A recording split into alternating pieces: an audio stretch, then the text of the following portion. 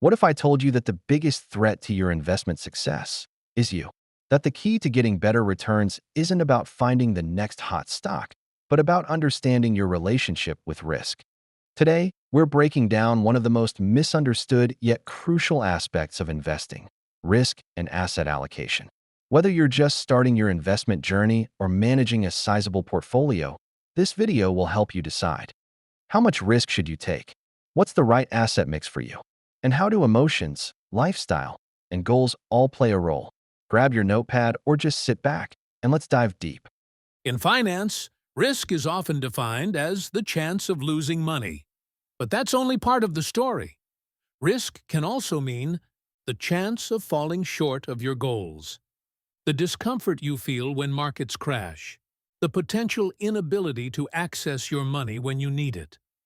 Understanding risk is the first step to managing it. And that brings us to asset allocation, your mix of stocks, bonds, and other assets. The first and most personal type of risk is behavioral loss tolerance.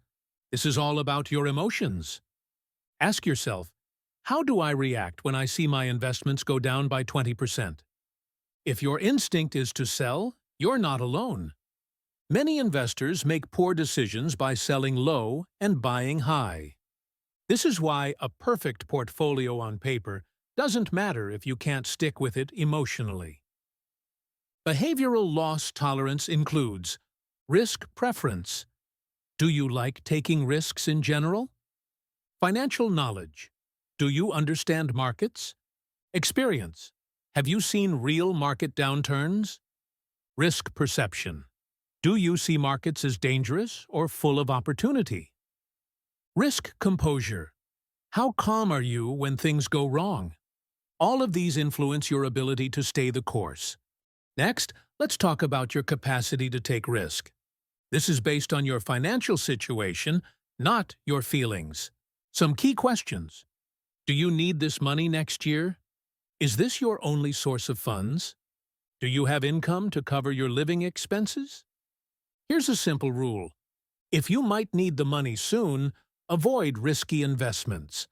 But if you don't need the money for 10+ years and your income is stable, you can likely take on more risk.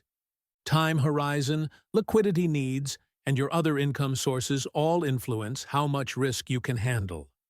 Let's say you're financially and emotionally okay with high risk. But here's the twist. Do you need to take it? If your goals can be achieved with low-risk investments, why stress yourself with volatile assets? That's why you must ask, what return do I actually need to reach my financial goals? Can I achieve that with a balanced portfolio? Taking more risk than necessary doesn't always mean higher returns. Sometimes it just means more sleepless nights. Here's something surprising. Risk isn't constant. It changes over time. In the short term, stocks are extremely volatile. But over 10, 20, or 30 years, the ups and downs tend to average out. This is called negative autocorrelation. That's why long-term investors, yes, even retirees, may benefit from a higher stock allocation. Bonds, on the other hand, can show positive autocorrelation. Bad returns can follow more bad returns, especially during inflation. So, how do you find the right asset allocation for you? Step 1. Take a reliable risk tolerance questionnaire. Step 2.